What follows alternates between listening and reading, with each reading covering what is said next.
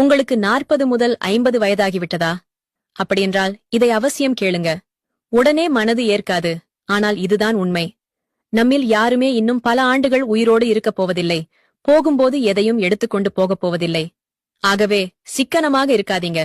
செலவு செய்ய வேண்டியவற்றிற்கு செலவு செய்யுங்க. மகிழ்ச்சியாக இருக்க வேண்டிய நேரத்தில மகிழ்ச்சியாக இருங்க. உங்களால முடிந்ததான தர்மங்களை யோசிக்காம செய்யுங்க. எதற்கும் கவலைப்படாதீங்க. நீங்க கவலைப்படுவதால எதையும் நிறுத்த முடியுமா? வருவது வந்தே தீரும். நாம இறந்த பிறகு நமது உடைமைகளுக்கு என்ன ஆகுமோ என்று கவலைப்படாதீங்க. அந்த நிலையில மற்றவர்களுடைய பாராட்டுகளோ அல்லது விமர்சனங்களோ உங்களுக்கு தெரியப்போவதில்லை. நீங்க கஷ்டப்பட்டு சேர்த்தவை அனைத்தும் உங்கள் வாழ்க்கையோடு சேர்த்து முடிவிற்கு வந்துவிடும்.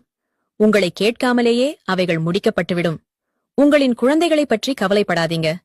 அவர்களின் வாழ்க்கை அவர்களுக்கு விதித்த விதிப்படிதான் அமையும். அதில் நீங்கள் எந்த மாற்றத்தையும் செய்வதற்கு வழியில்லை.